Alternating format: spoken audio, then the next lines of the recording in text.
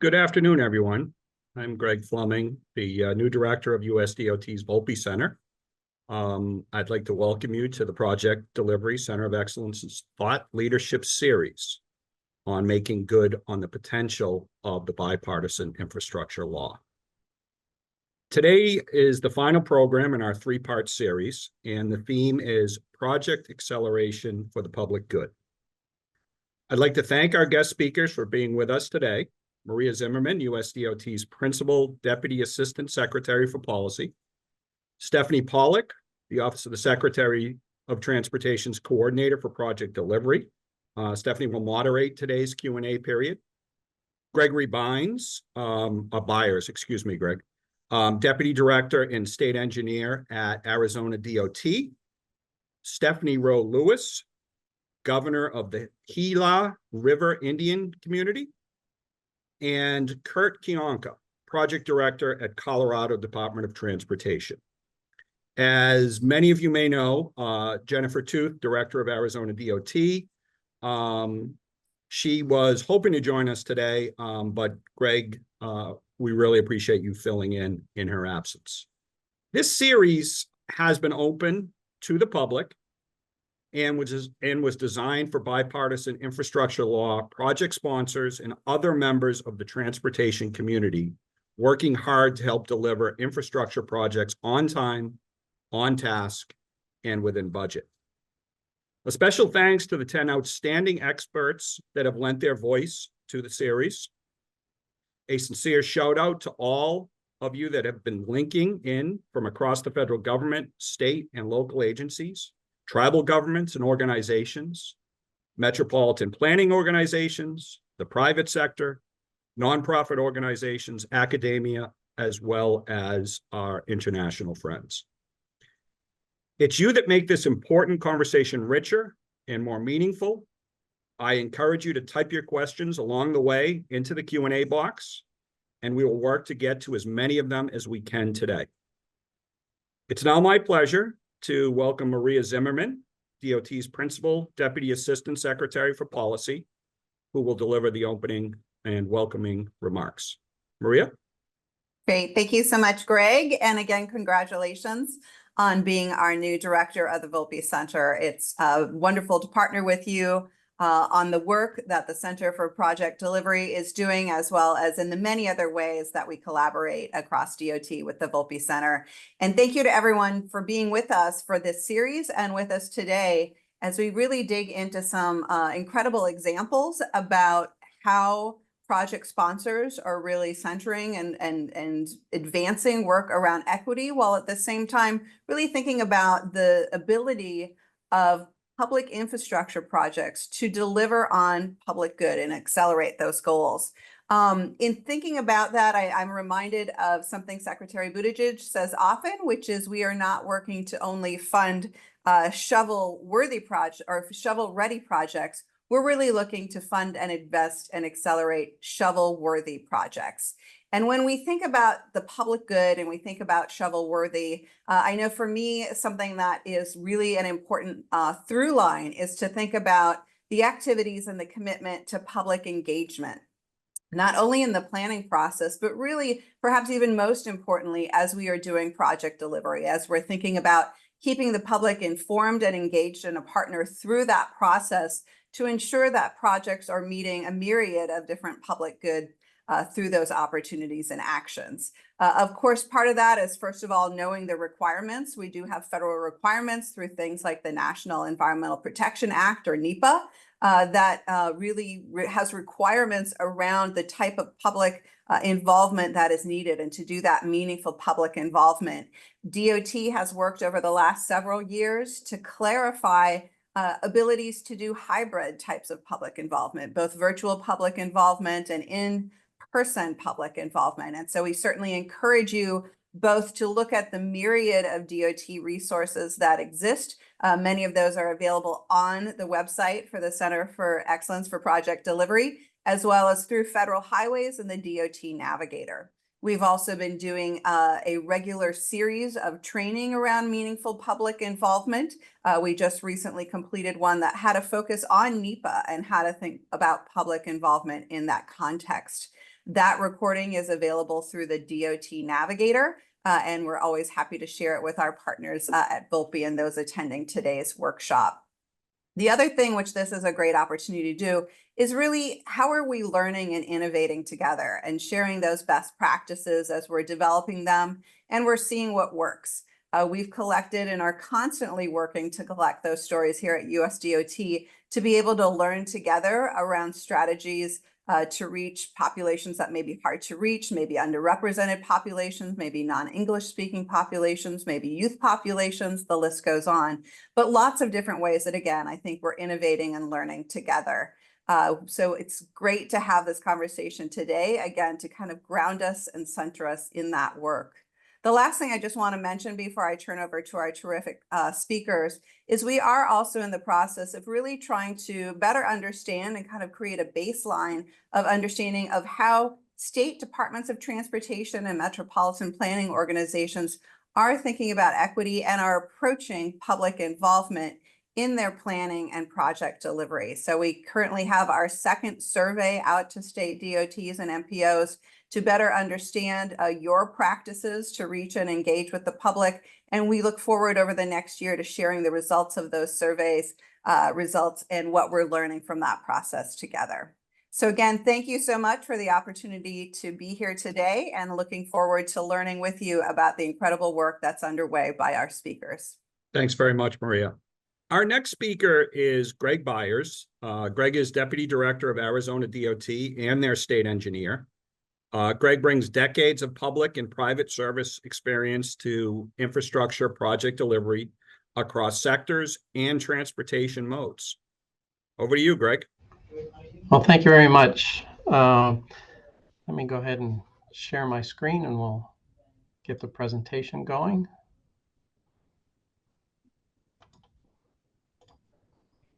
So hopefully everybody can see that. So first off, good morning and or good afternoon, wherever you're at. I want to start by thanking the USDOT Project Delivery Center of Excellence and the USDOT Volpe Center for offering events like this, along with valuable tools, resources, and support. I'm grateful for the opportunity to provide and am very happy to be here today. The focus of this panel, or for this panel, Project Acceleration for Public Good, is very fitting for this particular project. I'm going to talk about today the Wild Horse Pass Corridor project, which is on I-10 here in Arizona. Without a doubt, this is a project that will substantially improve access, congestion, and safety for the public good.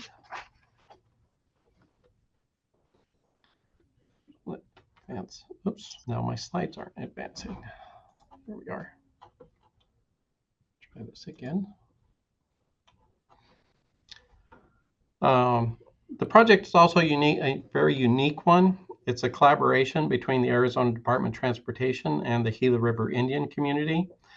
And I'd like to acknowledge the Gila River Indian community governor, Stephen Rowe Lewis, who is also speaking here today, and recognize him for his leadership and continued commitment to the partnership that is necessary for this project. To give you some background, the I-10 connects Phoenix and Tucson and is a key national commerce link to Mexico. It's a very busy corridor and it carries about 65,000 vehicles per day in the project area. And that number is projected to double in the next 20 years. ADA has been working for years to improve and widen the entire corridor between Phoenix and Tucson. Now we're down to the final 26-mile gap that is the only remaining section with 2 lanes in each direction. This unimproved stretch, which is located within the Gila River Indian community, creates a major bottleneck and traffic delays as well as safety concerns. And I can attest that we do have issues here as I travel on a daily basis between Tucson and Phoenix. When there's a crash or an incident, the burden falls on the police and emergency services of the Gila River Indian community. Additionally, when there is a closure or slowdown related to a crash or incident, vehicles, including heavy trucks, will often seek alternative routes on community roads which overwhelms the limited rural road system within the community and creates potentially dangerous conditions for community members. You can see why collaboration between ADOT and Gila River Indian Community, as well as Maricopa Association of Governments and the public, with various local, state, and federal stakeholders, is such a key factor as we all work together to improve I-10 and give drivers better access to this valuable transportation corridor. Working together with all of our partners, $909 million for the overall project was identified, but there was still a funding gap that was hindering our ability to move forward beyond the study phase. The Gila River Indian Community and ADOT partnered to apply for a $95 million infra grant from the U.S. Department of Transportation. And in January of this year, we were notified that we were going to be awarded that grant. And it was an extremely exciting day to actually see that come through. Now that we've gotten up to speed on the project's background, let me briefly tell you about the improvements that are planned. We'll be adding a new general purpose lane in the east and westbound directions, extending the HOV lane on the I-10, and improving interchanges and crossroads to increase capacity and access. We'll also be replacing I-10 bridges over the Gila River. This project started in April and is currently in progress. Additionally, we'll be building new and improved traffic interchanges to create crossings for farm equipment, bicyclists, as well as pedestrians.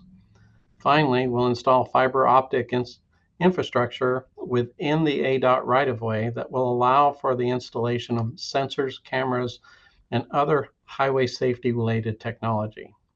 It's a very big project, and we've actually broken the corridor improvements into 4 individual project segments. To give the idea of where we are right now, we completed the required environmental documentation and reviews. And earlier this year, we received environmental approval for the entire corridor. This allowed us to begin preparing for construction of the proposed improvements. As I mentioned, the project to replace the I-10 bridges over the Gila River began earlier this year. The remaining project segments are in various stages of development, but are all expected to begin construction by the middle of 2026. As I mentioned, the project when it comes to lessons learned, some would say that we're still in the early stages of the project, but we've actually been working towards this point for several years. So we've learned quite a bit along the way, but we also know we'll be gaining even more knowledge as we move forward. Today, I want to share a few key lessons that have already been reinforced on this project. I'll start with talking about communication on this project, and I cannot overstate how important it has been to have an open and honest dialogue with partners, stakeholders, the community, the project team members. Communication has been critical at all stages of the I-10 expansion project. Working with the Gila River Indian Community has been a very good learning experience. We've included working with their Office of General Counsel to facilitate communication within the community and presenting to the community's litigation team for improvement on proposed alternatives. Additionally, we've taken more typical communication approaches like launching a project website, publishing news releases, and using social media to share updates.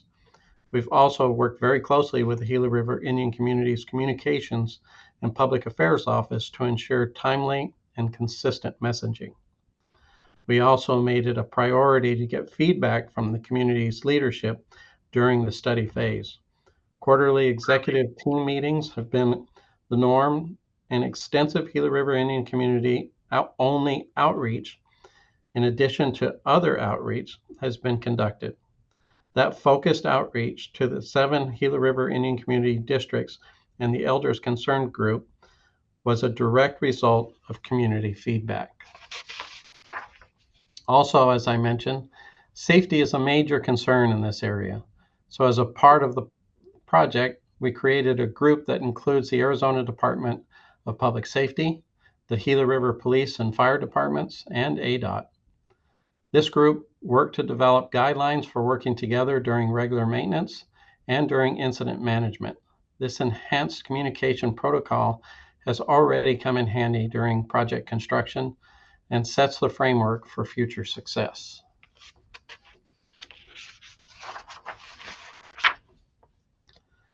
The next lesson that's been reinforced is the project is that if communication is key, listening may just be as important, if not more important aspect of it. ADOT has had the opportunity to step back and listen to members of the Gila River Indian community and hear their unique concerns and needs. To that point, we're establishing a working group in partnership with the Gila River Indian community to focus on tribal workforce development. In August, we held a workforce development workshop in the Gila River Indian community and presented information on the project and how to work with ADOT as a DBE or as a vendor. In the spring of 2025, we have a workforce development event planned that will bring together potential contractors and subcontractors who can then network with job seekers. We're also working with the Tribal Employment Rights Office to ensure we're in compliance with the processes that they have in place.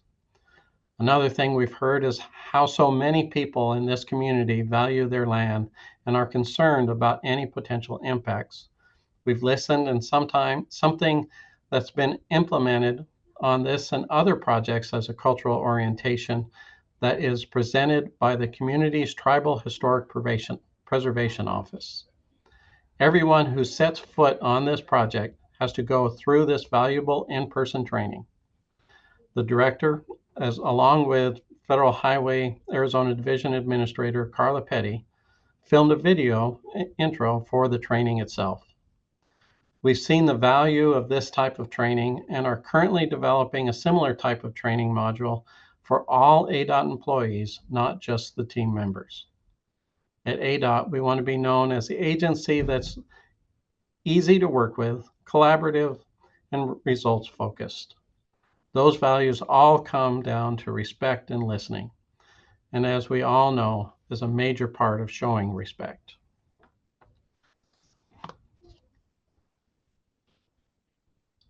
This is a lesson that is reaffirmed on every project we manage. Working and partnering with the community leads to a better end product.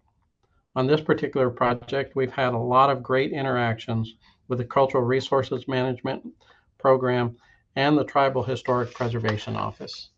Our thanks certainly go out to the Tribal Historic Preservation Officer, Barnaby Lewis, who recently retired from the Gila River Indian community. We've also working closely with the Gila River Indian community when it comes to obtaining right-of-way. We're listening to them and using their vast experience, which includes a joint project agreement to fund a consultant hired by the community to assist with the right-of-way acquisition. We're also partnering with a community-owned entity that manages the Gila River Indian community's ITS and broadband services. They're paying ADOT to install broadband conduit within the ADOT easement as part of the widening project. And finally, the biggest partnership of all has been successfully applying for the infra grant itself.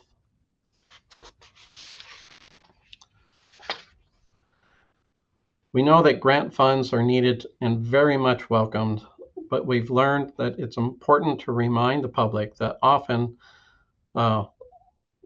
officials and stakeholders that just because we've been awarded millions of dollars, it doesn't mean the project is going to construction overnight. The process still has to be followed. We know that people want action, and when they hear that ADOT has been awarded a grant, they might expect to see work begin right away, but that's often not the case. So the importance of managing expectations is a lesson that's definitely been learned, not necessarily on this project, but really on any project that are funded in part by federal grant money. I'll wrap things up by talking about what we've done to ensure the lessons we've learned so far and that they don't be forgotten. We want to take this knowledge, apply it to future projects, and incorporate it into other standard operations. Here are just a few examples of how we're doing that at the moment. We value what we've been able to build a more positive relationship with the Gila River Indian community. Some of the practices that have been established on the I-10 Improvement Project have already been implemented on other projects that are improving nearby State Route 347. The practices include providing community-only presentations to districts, councils and elders, concerns groups, and as requested, preparing consensus memos and community approval prior to moving forward with any preferred alternatives, holding corridor-wide monthly meetings to minimize issue escalation to higher levels, and overall project issues are openly discussed to facilitate timely input and deliverable reviews and potentially sensitive topics. In addition to putting lessons learned to use on other projects, we've also implemented the workforce development training that I told you about. In partnership with the community, we are focusing on ways to advance economic opportunities for those joining the construction industry within the tribal community. That includes providing education and training to upskill the workforce along with pre-apprenticeship training.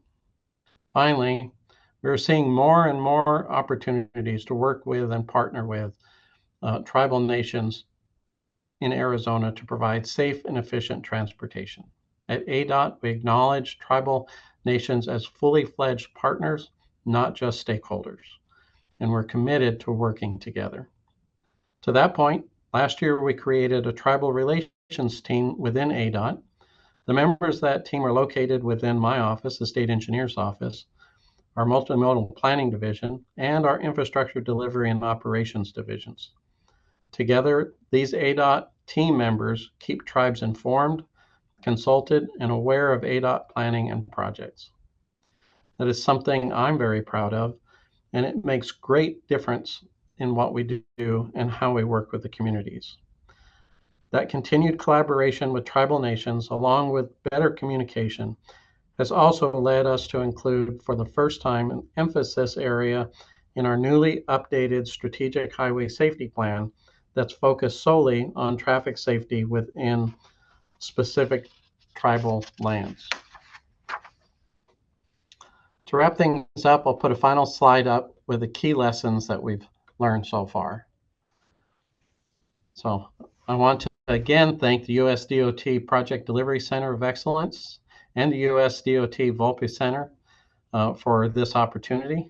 And to Governor Stephen Roe Lewis, thank you for being our partner on this project. I look forward to continuing to learn more and working alongside you and your community.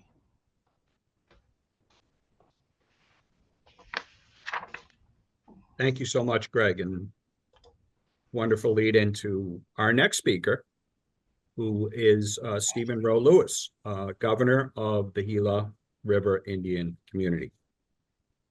He is in his fourth term serving as governor of the community, having previously served as lieutenant governor. During his tenure, Governor Lewis has focused his attention on creating innovative solutions to longstanding issues that will create long-term gains for the Gila River Indian community. Governor Lewis, the floor is yours. Thank you. Skug Tosh. Good afternoon, everyone. And I am Stephen Roe Lewis, the governor of the Gila River Indian Community. And on behalf of our people, I want to acknowledge what a privilege it is for me to be with you all today to speak to you about our experience with the bipartisan infrastructure law and provide some insight and what worked well and creating this unique and highly successful collaboration among the community as a tribal nation, local officials, the governor of Arizona, the state legislature, our federal representatives, and of course, the Department of Transportation. Now, before I do, I would want to note that I may be the first tribal leader to speak with such a group, but I hope I won't be the last. I also want to express our deep appreciation for all the support we received throughout this process from the Department of Transportation. You know, they were incredible partners to us as a tribe, as we tried to really chart our way through a process that was entirely new and foreign to us. With that support and guidance, we were able to succeed, and we were truly grateful. Now, by the way of background, my community is comprised of two tribal peoples, the Akimra O'odham and the Peepash tribes. We're one of the larger tribes in the country, with nearly 25,000 enrolled members. Our reservation is located between two major urban centers, Phoenix and Tucson, and it covers an area approximately 375,000 acres. Now, while it's sandwiched between urban areas, our reservation is still largely rural by nature. There are certain state roads that run through our reservation, and of course, the federal highway, the I-10, which bisects our reservation on a north and south basis. So like many tribes, our experience with state and federal transportation officials in the past was one characterized by state and federal control over our destiny. And we were mostly ignored and neglected. When the I-10 was built, for example, while there were many promises made about the benefits to our tribal members, to our tribal nation, from additional access to the critical transportation corridors, the truth was that when all was said and done, it was largely a funnel that cut through our land, cutting off one side of our reservation from the other. Now, as the state grew, though, so did its transportation needs. And the I-10 became an increasingly important national transportation corridor. It was enlarged both to the north and the south of our reservation, but somehow the widening never got done on our reservation, except in the most northern section near Phoenix. Now, state funds simply never were there for it, in part because it was viewed, I suppose, as a quote-unquote federal responsibility. Now, as a result, what developed was a transportation disaster for our community. First of all, because the I-10 was widened rather in the north and in the south, but narrowed on both ends of our reservation to just 2 lanes in each direction. We had what our tribal police came to term a funnel of death. Now, the abrupt shift from 4 lanes to 2 created an extremely dangerous condition on our reservation, which resulted in major traffic accidents occurring with increasing frequency, tying up traffic on reservations for hours, and tying down our limited emergency response services. And not only that, while there are limited exits from I-10 onto the reservation, these would be used by those stuck in traffic to crisscross our reservation to try and get around the traffic jammed up on the I-10.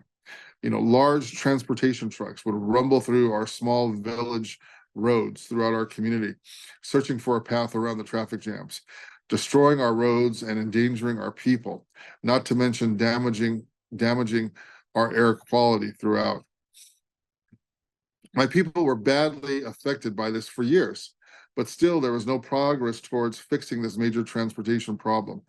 Finally, beginning in my second term and my second and third term as governor, the transportation problem for the entire state became such an issue that it finally started to get some attention, mostly in the form of criticism from my community for not doing more to try and get federal help to expand the road and fix the problem.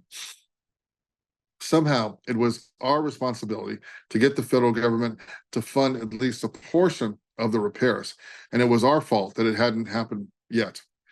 So you can imagine how well that criticism went over with myself and my council. But 3 things happened that came together to finally create the conditions to allow for us to successfully tackle this problem. 1, over time, my community has been regaining the economic and political stature it enjoyed in the 19th century, when my people were the most prosperous farmers and inhabitants of the Phoenix Valley. During that time, our farming was renowned across the country, and our generosity was well known to any travelers along the southern road to California. Now, all that was taken away from us by European settlers in the Upper Valley of the Gila River, our namesake, the Curiacamo. And for decades, we lived in poverty and on the edge of life in the valley. Now that began to change in the 1990s with our economic development activities, and especially our water rights settlement in the early 2000s. As a result, we began to rebuild our own capacity to address and resolve our issues, to advocate aggressively for ourselves, and to lead in our state and frankly across the nation. In addition to our own growth, we also saw two incredible shifts in the political landscape. One was the election of President Biden in 2020, and the passage of the bipartisan infrastructure law, with great leadership and input of our Arizona senators, Senators Sinema and Senators Kelly. Now, the other was the election of Governor Katie Hobbs, who made tribal outreach and priorities one of her top priorities, as well as tackling the now huge burden posed by the bottleneck with the I-10. Now, immediately we began working together to put together a federal grant proposal that would complete the state funding she was going to push through to be able to finally not only widen the I-10, but to truly make it accessible to the community through new interchanges and exits. And that led to our first grant proposal, which was prepared largely by ADOT. As with many of these grant proposals, unfortunately, it failed. It was too big, and it didn't demonstrate some of the equitable benefits it was intended to create. Now, this was a huge setback at the time, and many thought that we would be delayed now for years, or that we'd have to scale back the widening project to exclude, once again, any benefits to the community from the widening project. But I was determined not to let that happen. So when the first federal grant submission failed to receive funding, I requested a personal debrief from DOT on the reasons the grant was not among those funded. And this was an unusual move, I know, since technically the grant proposal submitted was from ADOT, not us. But I needed to hear, as a tribal leader, as the governor for the Gila River Indian community, I needed to hear firsthand why it had failed and what needed to be done to improve our prospects for success. And I have to say, despite this being somewhat unusual, from the top of the department down, our involvement was welcomed and with open arms, and they gave us invaluable feedback about why the first grant failed. Now, the most important feedback I got was that we needed to ensure that the next grant submission clearly reflected our involvement and input, and ensure that the equity element of the proposal reflected this. Now, as a result of that critical feedback, I insisted on a stronger role for the community in developing the new grant proposal, which resulted in a joint grant submission by the community and the state of Arizona.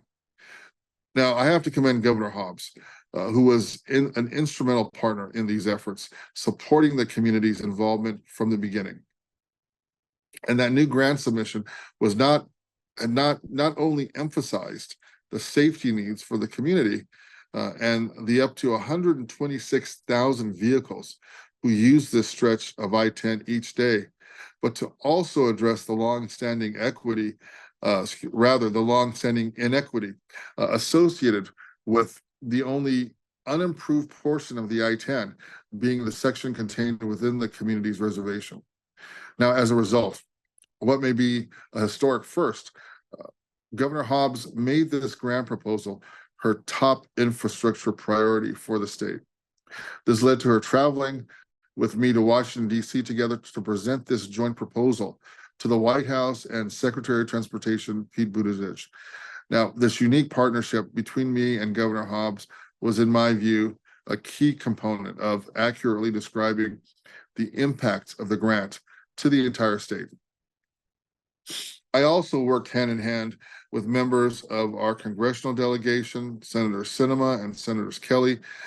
We used every opportunity to ensure that the Biden administration was aware of the importance of this project to the state and the community.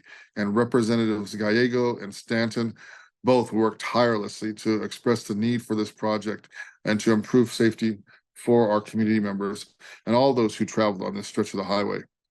Now, in addition, the state legislature played a key role in securing the grant funding by committing a state match, which would make up the remainder of the total cost of this project when combined with funding set aside by the Maricopa Association of Governments, MAG.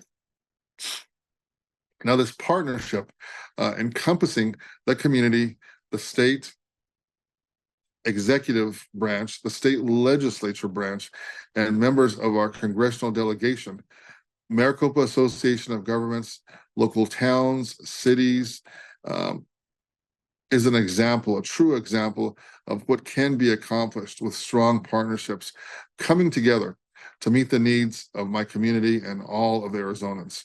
So I guess I would say, what lesson can I point out that could perhaps help others, especially tribal nations, to successfully seek such vital transportation support? One would be federal support for a tribal transportation project is essential. Even in the states that respect and value tribal partnerships, there must be a federal component to tribal transportation projects on an Indian reservation, especially if it is completely within a reservation's boundaries, as ours was. Now, two, to develop strong local and state partnerships on your tribal transportation priorities. I know from experience that this is usually not the way that tribes approach their transportation planning. It has to be for a successful partnership. We already are in the process now of planning our next major road project, and I'm meeting regularly with our local and state partners. And as a result, I am increasingly confident that we can and will be successful. And three, tribes must seek not just to be a partner, but to lead. If I had not taken the risk of jumping ahead of ADOT to seek a path forward after our initial failed submission, I'm certain we would have never succeeded. We would never have gotten to this point. And as with so many other things, from water to new government buildings, tribes can and are leading.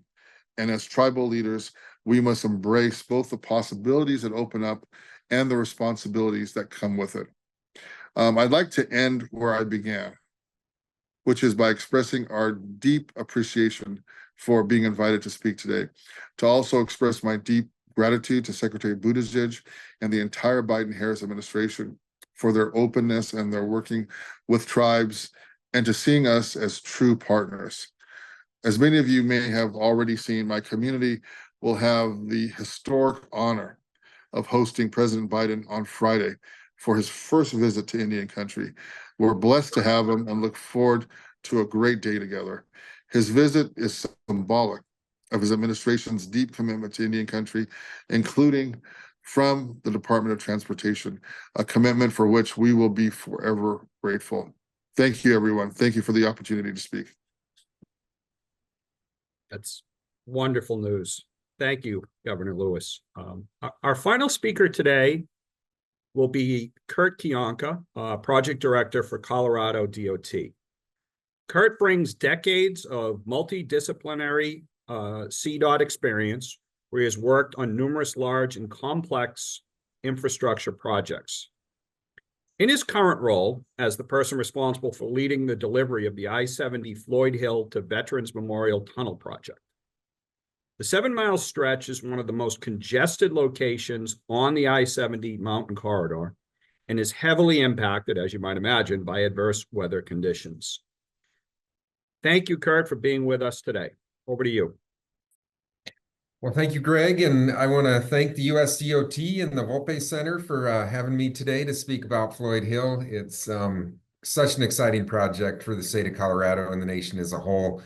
You know, the I-70 corridor, especially the mountain corridor, is such a heavy traveled route in east-west connector in the country, and it's a much-needed project to benefit not only Colorado, but the nation as a whole. And so what I have for today is talk a little bit about the project, talk about the improvements that are associated with the project, talk about how we got here, highlight the largest grant that CDOT has ever received from the USDOT, and then talk about lessons learned. You know, I always think if I could go back and do things different, what would I do? And so love to share some of those with everybody today. So what is Floyd Hill? Or Greg, you mentioned it. It's improving 7 miles of I-70. And, growing up in Colorado and living in Denver, which is kind of the plains are out to the east and the mountains are to the west, and being a skier, I travel this corridor a lot. And even growing up here in Colorado, there was always a problem with this stretch of I-70. And as you'd make your way from Denver in the westbound direction, towards the mountains, you would have a bottleneck. It's 3 lanes in the westbound direction. And then once you get to the top of Floyd Hill, drops down to 2. And so what we see on heavy travel days, which are weekend days, days in the summer, holidays, traffic backs up. And it can back up substantially in to take well over an hour to get through the bottleneck that exists today. So we're adding a third travel lane, which will be a full-time tolled express lane from the top of Floyd Hill, carrying it that 7 miles, connecting it past the Veterans Memorial Tunnels to a shoulder running lane that is open during peak times. It was recently completed. And so that will add that additional capacity to get through this stretch of I-70. And also with the mountain environment up here, which is very unique, there are winding curves through the canyon that are sub 45-mile-an-hour curves. So we're bringing everything up to a 55-mile-an-hour design speed in achieving the sight distance as well. So if you make it around the corner, something's in the road, you have time to process it and safely stop, including standard shoulders through this entire stretch.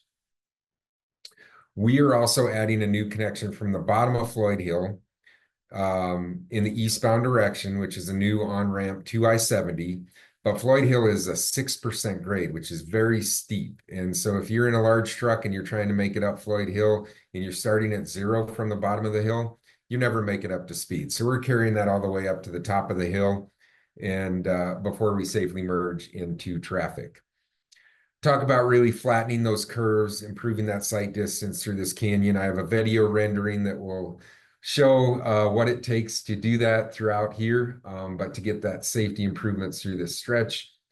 We're also adding recreation improvements through the corridor.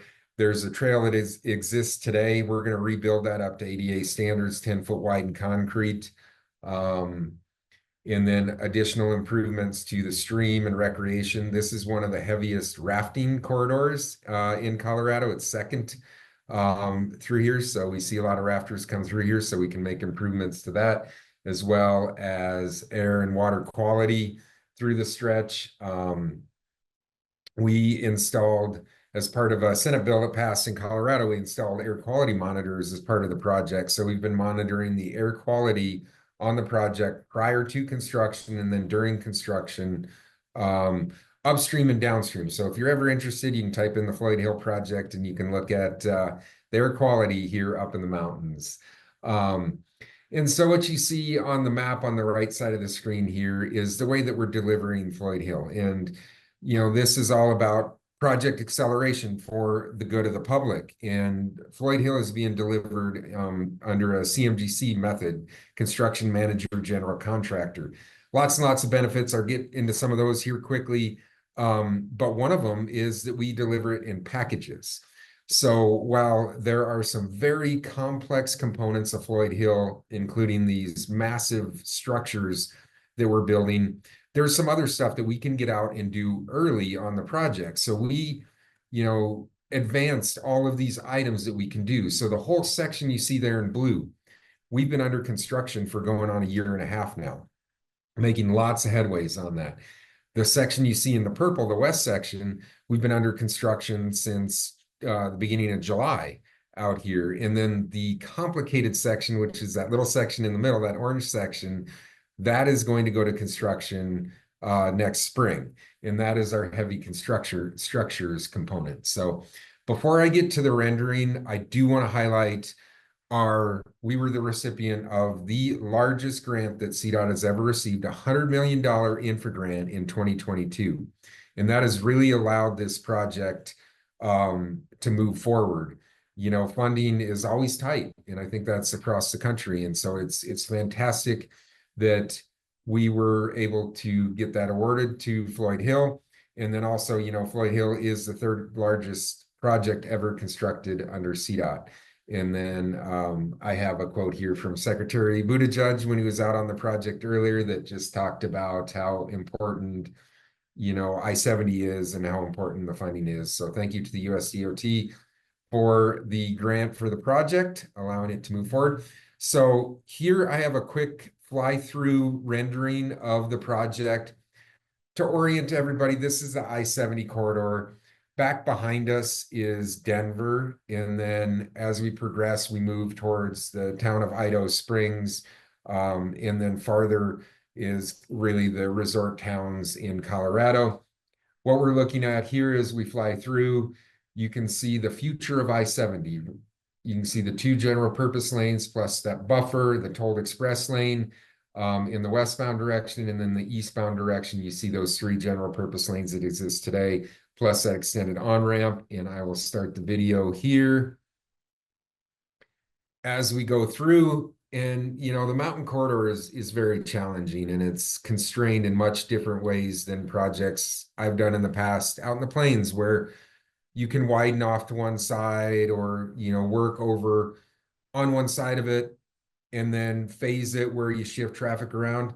In this case, we have a canyon wall as we get around the corner here, steep canyon face on one side, and then we have the clear creek on the other. So we're really constrained. And so the only way to build it is to go up. And it's humbling to be part of this project and to really look at what we're doing. The structure that you see here in the middle of the screen, that's over 100 feet tall there at its highest point as you make your way around the corner here. And I'm going to briefly touch about a lot of innovations that we've done for the CMGC process, but if you go back and look at our environmental assessment and how much different, in my opinion, and a lot of our stakeholders' opinions, more aesthetically pleasing this is through this corridor that we've innovated on, including if you see at the bottom of the hill there, westbound and eastbound I-70 flop over each other. So westbound is actually on the left here, and that was ease of construction because we still have to keep I-70 open during construction. In order to build it, it was easier to do it off to the side rather than to try and do it in the middle or up next to the canyon wall there.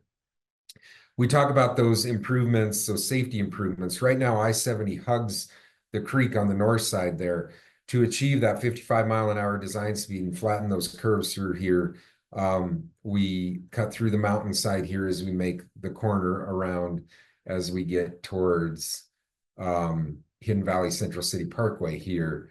And then also another component of the project, which is a resilient component, when I talk resiliency, I mean like detours. So I-70 gets shut down in this area. The detours are massive. You can't just go take another road a couple blocks up either way because of the mountain environment. The detours can be in the order of hours. So we're adding a frontage road connection that doesn't exist today. Once we get I-70 up out of the canyon, it opens up space for the ability to do that. And so that's a big benefit for the project. And then talked about when we push I-70 into the mountainside here, that grade that you see is rock, but that's just surrendering. That opens up areas along the stream there that you can see with the trees for additional environmental benefits. That's a riparian bench that we're going to create as part of the project. And then this will wrap up the rendering here as we make it towards the Veterans Memorial Tunnels. So how did we get to where we are? And, you talk about how long these projects take to even get to a point where they're ready for construction or shovel ready. This really started in the early 2000s with the programmatic environmental impact statement that was undertook for the entire I-70 corridor. And then in 2017, and that was kind of the vision for the project, for the whole corridor. What is it going to look like into the future? It included a train system that's through there if anybody's really interested on what the future of I-70 looks like. So when we designed the project, we made it sure not to preclude the future advanced guideway system that is slated to be through here. So then in 2017, this project was pulled out and undertaken environmental assessment on that was completed and signed in 2021. And so that really was the concept and in the clearance that we got for the environmental to move forward with the project. And so then since 2021, we've undertaken final design and taken the project to construction. So, the highlight here is just how long it really takes to get a project off the ground into construction. So, and this is one of the things that I really want to highlight because it goes along with the theme of project acceleration for the good of the public. And that's choosing the right delivery method for a project. A lot of times, CDOT's general method for delivering projects is you design the project, then you put it out for bids, and then you build it. In recent decade plus, we've really embraced alternative delivery methods, which is, construction manager, general contractor, and then the design build method as well. And I think Floyd Hill really leads itself to be a CMGC project, just with the environment and the amount of innovations that can be done on the project. And you can see that in the pictures on the right of the screen there. Those twin viaducts at the bottom of Floyd Hill, that was what was in the EA. These were the two alternatives that the EA identified for the project. One was the Canyon Viaduct, and then the second was the tunnel. Well, with CMGC, we bring our construction manager on at 20% design, and they help us inform decisions throughout design. It can be as simple as, hey, use this type of riprap on the project, and we can get a better price on it, and you're ultimately save money, to the major innovations of, hey, if we move this bridge foundations down this very steep embankment, it's much easier to construct, ultimately a cost savings for the project. And then with the Canyon Viaduct that you see on the top of the screen there, that rendering I had, which had I-70 at different levels, we were able to eliminate a lot of structures, which is a big cost to the project. And so this was all post-EA that we were able to do. And so it was, I think, having a contractor as a construction manager on board is huge for something like for a project like Floyd Hill. And I couldn't see this any other way, including design bid build or design build, that would lead us to the project that we have today as the most refined, most cost-effective, most aesthetically pleasing project that we have on the project. And these are some of the benefits of Floyd Hill. It's a collaborative process. The construction manager provides input throughout design of the project. Identify risks. One of the things, not to get too into the weeds on it, but the mountain environment is very challenging. And so we had fiber conduit that needed to be installed throughout the entire stretch of the project. And we were seeing really, really high bids come in from subcontractors to place the fiber in here. And that led to the question of why are you bidding so high on this? Well, it turns out that they were bidding that it was entirely rock. You had to bore through rock, which we are in the Rocky Mountains. There is a lot of rock, but it's not entirely rock. There's a lot of sections that are not, that can be done. But they're assuming the worst case. So that allowed the owner, CDOT, to take on the risk and to say, well, we think that you're going to hit 30% rock. So we're going to have you bid certain elements, bid basic embankment, bid, loose rock, and then bid heavy rock through there. And that was a way for us to save money and take on some of the risk for the project. With the benefits of CMGC, I also want to put a couple drawbacks on here, and that's scope and schedule creep, and then no competitive bid. Because with CMGC, you negotiate. You have your independent cost estimate that is completed, and then you have the contractor, the construction manager submits their bids, and then you negotiate. You sit down over the course of days and look at everything from labor costs to the amount of equipment needed. And if you can negotiate, in the case of Floyd Hill, within 2%, then we can award the contract. And with our first 3 packages, we have been successful in doing just that, which is fantastic. So then the other theme of this project is some of the lessons learned. I always wish I could go back get in my time machine and go back to the beginning and be like, make sure you keep an eye on this and make sure that, you track this better or do things different.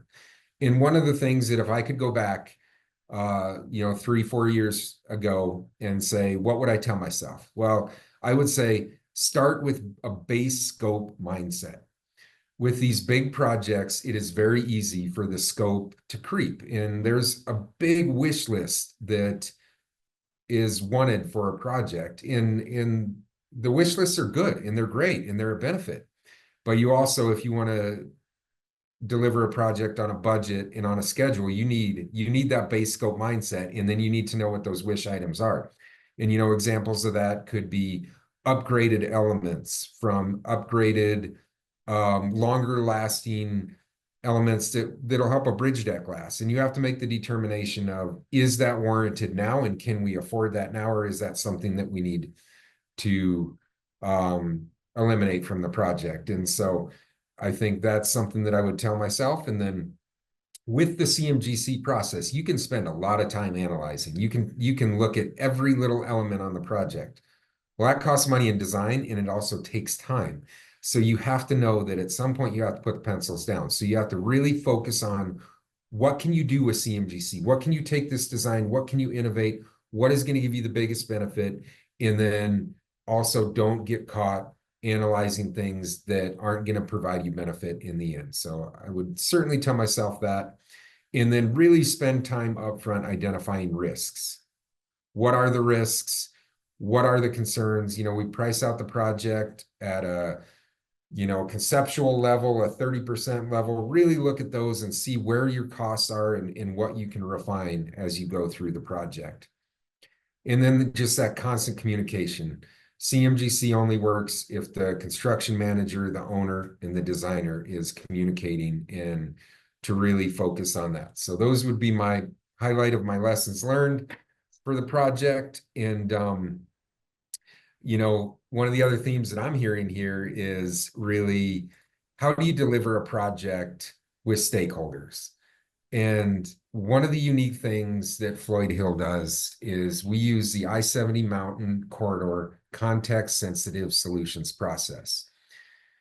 And it is a great process. It is something that, being a part of it the last several years, I'm proud of. And it's a different way of looking at a project. The basic way that I can describe context-sensitive solutions is you bring your stakeholders in from the concept, and you have them sit at the table with you as you're designing. CDOT hasn't always done it right. Back in the day, and even being associated with projects, we would essentially scope something out. We might have a public meeting. We would invite input on the project. We would take that feedback, design, progress it, have another public meeting, and then go and build it. And a lot of times in public meetings and other forums, you don't get positive feedback.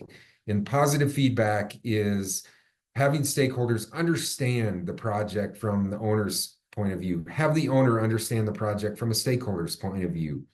And so what we've done on the project, and you can look at the slide and look at the number of meetings that we've had with stakeholders on the project, and just how involved the different stakeholders have been throughout the project. And I think that's led to a successful project. It's led to less controversy as we move forward in the project. It's led to us being able to better address the concerns of the stakeholders. We've seen themes throughout the project of concerns of stakeholders, whether it's business owners, environmental groups concerned about the salinity of the creek, to different elements of the project.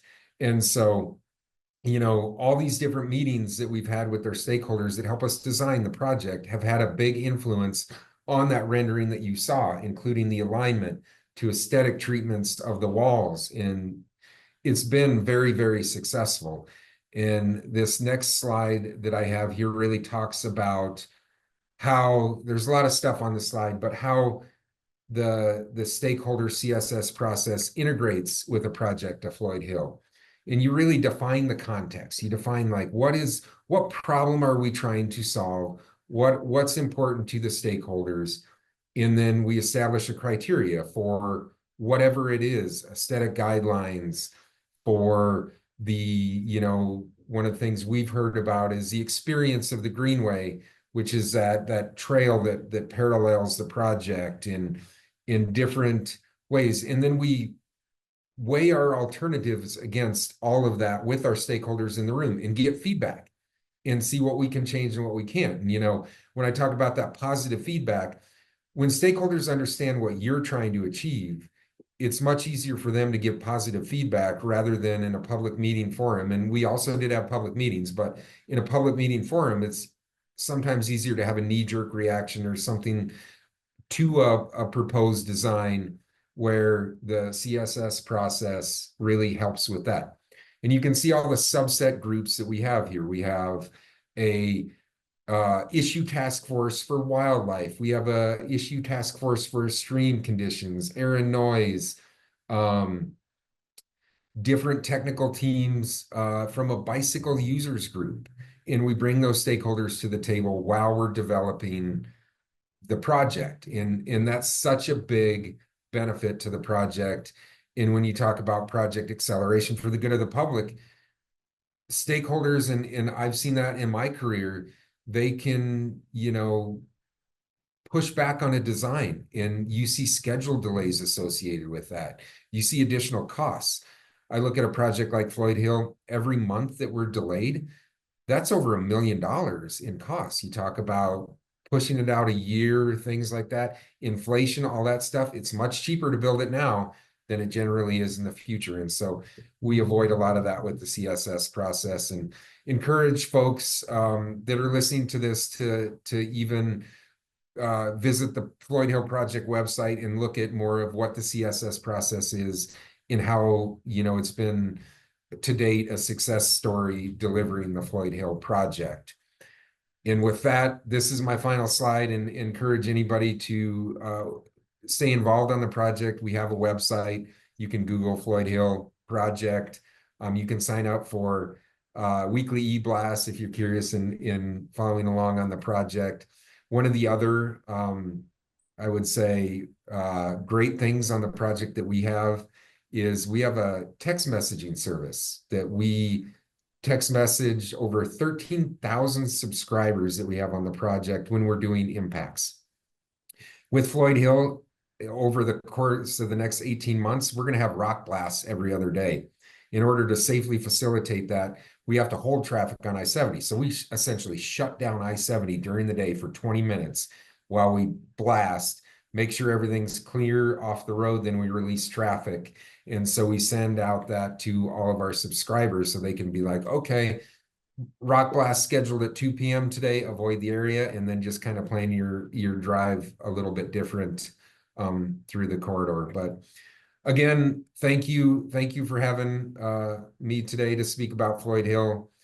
Thank you to the US DOT for their continued support on the project, and the $100 million infra grant that's made this possible. So again, thank you for the time today. Excellent. Thank you so much, Kurt. Great presentation. We're now going to move into the Q&A period, and Stephanie Pollock is going to moderate that for us all today. If you would just type your questions into the Q&A box that'll be directed to our speakers, and over to you, Stephanie. Great, thank you. And thank you to our speakers. We've actually already got a lot of great questions in the Q&A box. I do want to just start off in part because the speaker series is called Making Good on the Potential of the Bipartisan Infrastructure Law. Listening to Greg and to the governor and to Kurt makes me think about something that Secretary Buttigieg says when he is out and about. He's been out for months now on what he's called his summer of construction tour. And what he says is a lot is that of the 60,000 projects that are being supported through the Biden-Harris bipartisan infrastructure package, 0 of those 60,000 are, the ideas come from US DOT in Washington, D.C. The ideas come from your communities. And that's what we heard about in your presentations today. And as the secretary likes to say, the ideas don't come from Washington, but more of the funding should, and now it has. And in both of your stories, you talked about the critical importance of both the ideas coming from communities and the funding coming from Washington. So that's one of the lessons I would share with folks. The first question we got that I want to start with was about safety, which is also a topic that everyone talked about, and a question that should also be front of mind when we're talking about designing projects. And I would note, for those of you who have not yet familiarized yourself with the work of the Volpe Project Delivery Center of Excellence, one of the most important tools that the Center of Excellence has developed is what they call a project delivery toolbox. And the toolbox has a set of resources. And one of the sets of resources that we've actually just recently expanded is on safety, including incorporating safety during project development. So that's really an important lesson, I think, that everyone talked about is the centrality of safety in the work of, when we talk about delivering projects for the public good.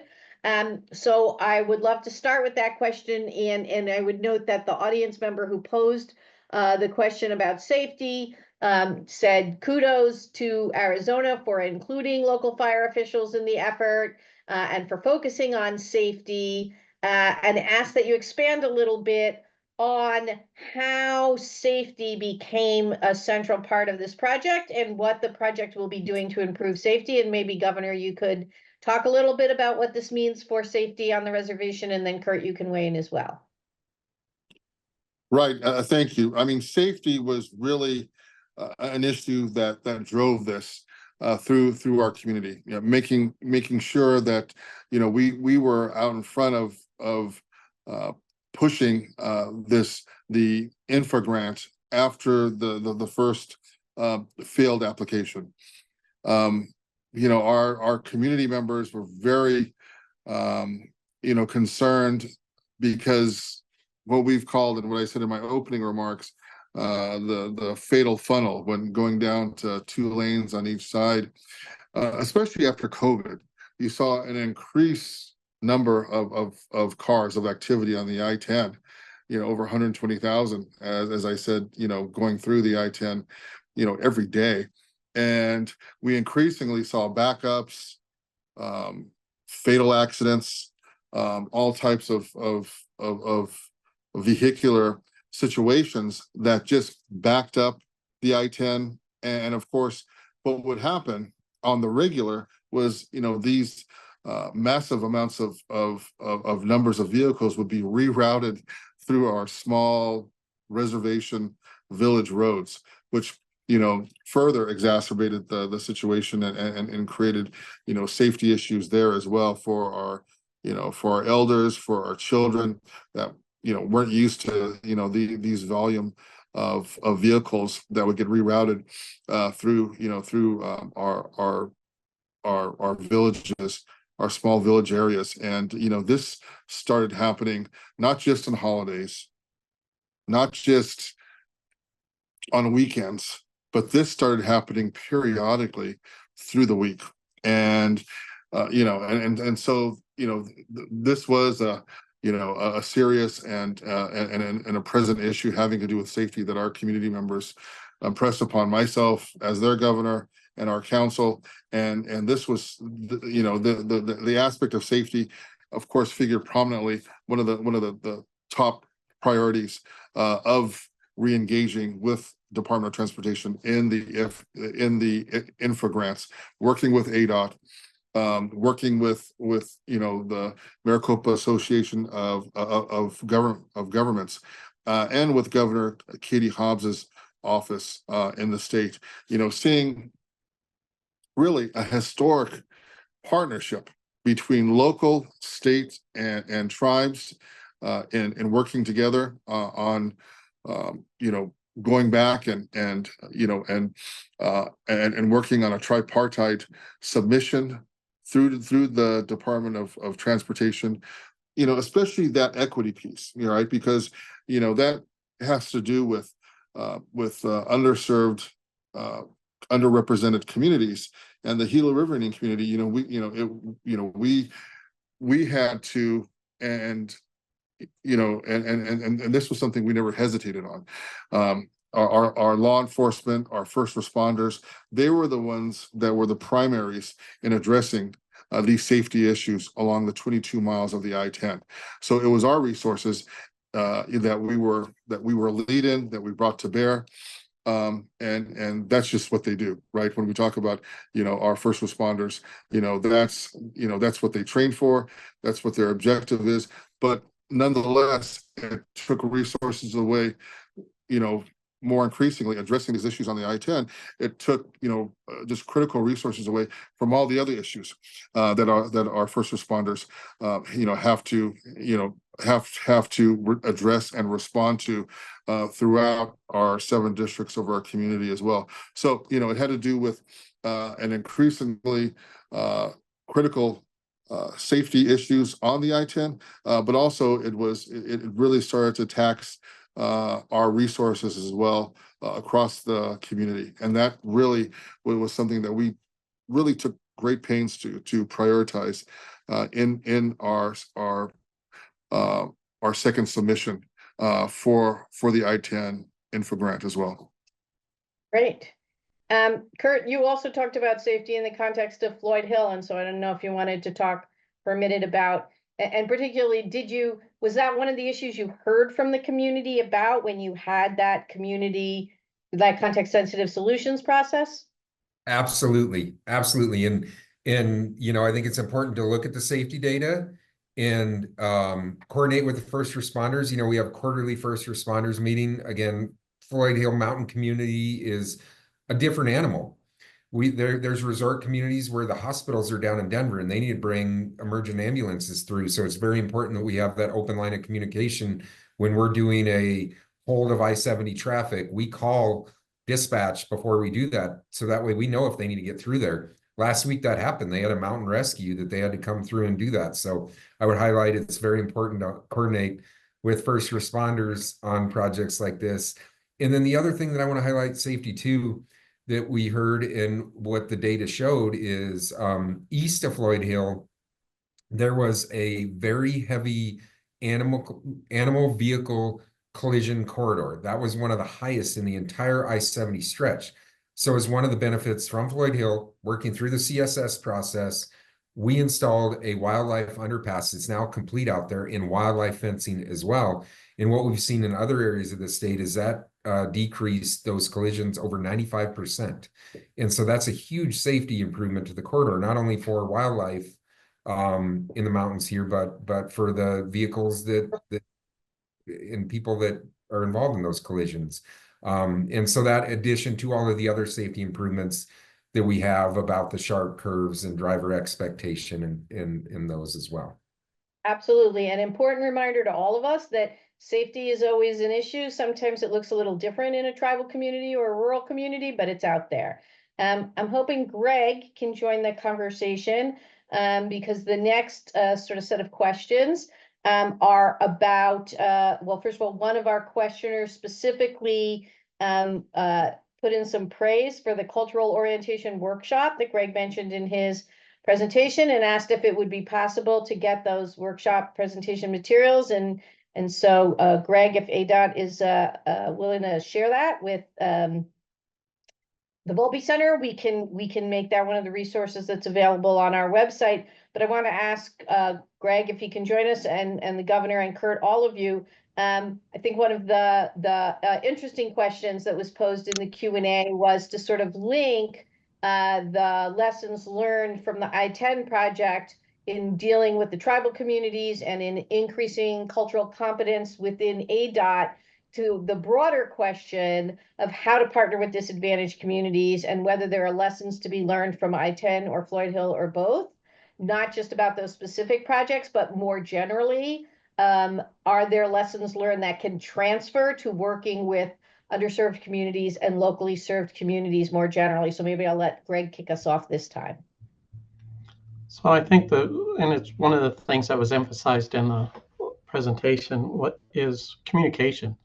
knowing what the concerns are from the local communities. In this particular case, the Gila River Indian community, they own the land. It's their land. We're there by easement, and so consequently, that is one of the main things that makes them a partner in this, and considering them as a partner, not just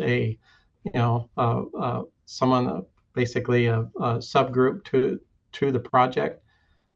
It's huge. And not only that, but getting all of their concerns up front and then following through on those concerns is extremely important, and making sure that communication is there constantly. And there was on the I-70, the list of meetings that was held was very impressive. We have meetings every other week with with the Gila River Indian community.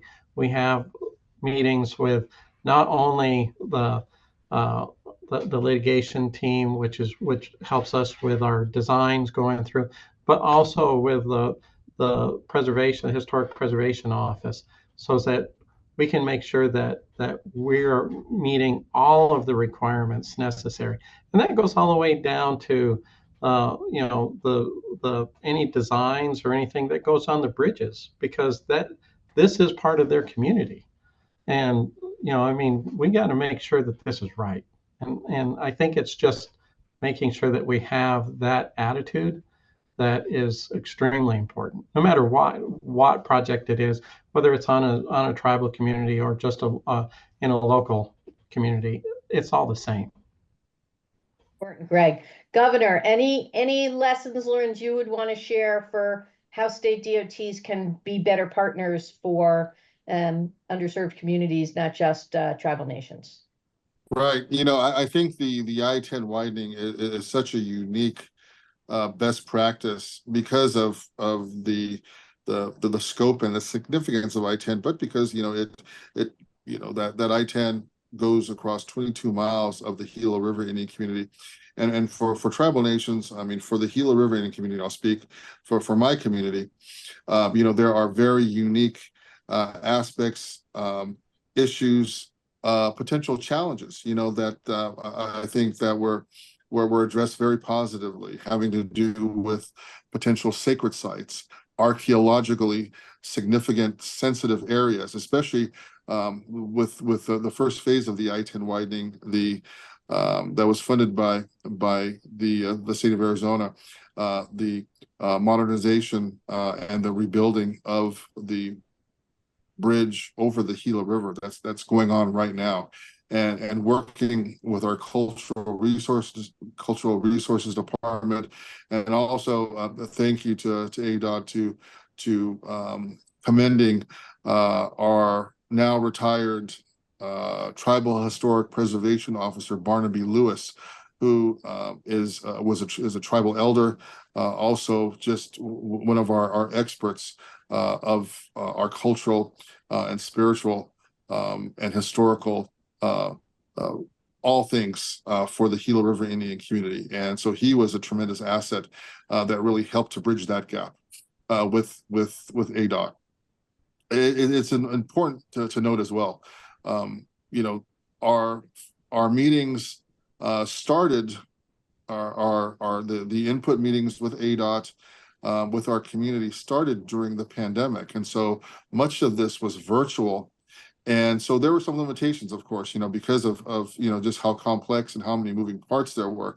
But I commend ADOT working with our community, and nonetheless, having the first virtual with our elders, with our villages and our districts that were impacted by the I-10 as well, and then moving towards open in-person meetings. In fact, our first public meeting of the community, as our ADOT representatives know, was an I-10 widening in District 4. It was one of our first public meetings ever coming out of COVID, in person. So with our elders and with our interested and those community members, that are close to all of the their villages, close to the I-10 construction and the design. So that was a significant milestone as well, that that actually this meeting was our first post-COVID public in-person meeting as well. So so there were a lot of best practices that hopefully we can we can showcase, especially in important webinars such as this, and ADOT can share and can build on with there's 22 tribes in Arizona. My fellow tribal leaders, they all have transportation road issues as well, especially those that are that are more remote in Arizona. These are ongoing issues of infrastructure. But as a tribal leader, I think with the communication aspects of it, those were key to gaining the support of our community, and to keep that communication, as well as as was talked about, the design of it, and how appropriate and how culturally respectful that that the designs and the improvement and the widening of the I-10 was respectful and receptive to our community questions, and to community input as well. I think that's one thing that is just, I know that there's there's going to be a lot more construction ahead, and of course there are going to be issues that come up, but I think the groundwork that has been done this past year and a half has really laid a positive groundwork and sentiment and support for this I-10 widening for our community, culturally, communication wise, and collaborative. Thank you. Great. Thank you. I really appreciate that. An issue that's very closely related to what we've been talking about is obviously community engagement. And there's a question for my colleague, Maria Zimmerman, who unfortunately had to move on to another meeting.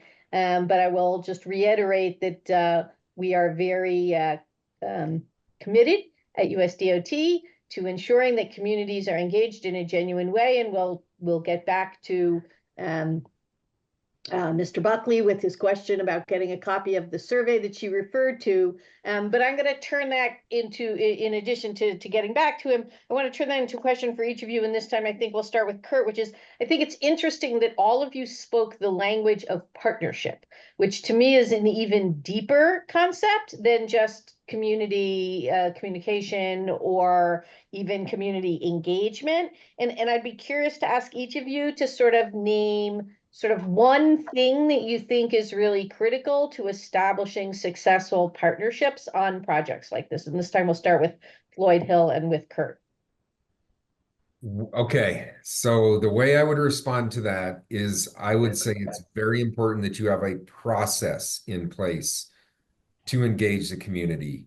And I think, one of the things that we have at Floyd Hill is we have very specific guidelines for the way that we operate our meetings. We have a facilitator come in and help keep us on track if we start getting off track or going in places that aren't productive, help bring us back on track. And I think that is one of the things that I think helps make Floyd Hill a success for that. And I think it's that constant engagement for the project. And one of my biggest fears joining the project was essentially that, because I've seen in ways that even CDOT has not done it quite as well as we could have to engage stakeholders in those partnerships. And I think, one of the other things that I've heard in other presentations is really listen. Like, you have to be open, listen, and then take that feedback and work collaboratively to deliver the project. And I think that leads to success. Great. Greg, thoughts on success in partnerships? I think I'm kind of going to repeat what Kurt just said. The one big thing is the communication, but when you get that feedback that comes through, it needs to be documented. And then as the design process is going through, you need to show how it's being addressed. And And that way that everybody knows that they're being listened to, because that's what establishes the partnership altogether. Great. And Governor, a final thought on successfully partnering with the state DOT?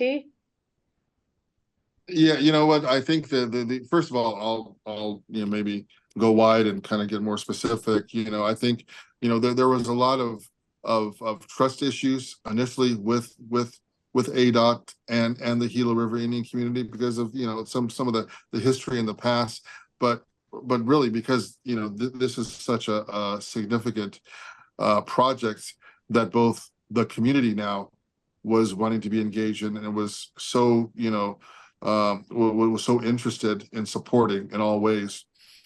Working with excuse me, working with ADOT, and making and having them, just have such an attention to detail to the cultural and historic sensitive areas as well. I think that did a lot to start to rebuild that trust.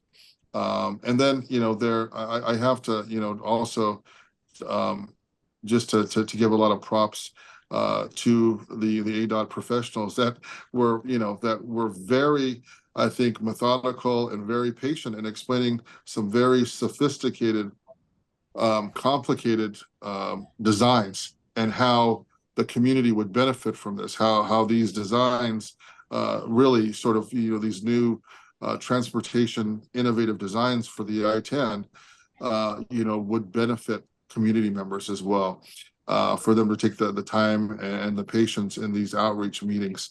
That really was very fundamental in building the level of trust between ADOT and the community. So I really appreciate the ADOT's team on their side. Great, all really great observations. So we have a ton of great questions, and we're almost out of time. But there's a comment about that we're meeting and having this conversation at a time when we're also looking at a lot of hurricane damage in other parts of the country, and that, to me, that links into a question. So just real quick for Greg and Kurt, was climate resilience and resilience more broadly part of the design of these two projects? Is one of the questions. It's in the Q&A.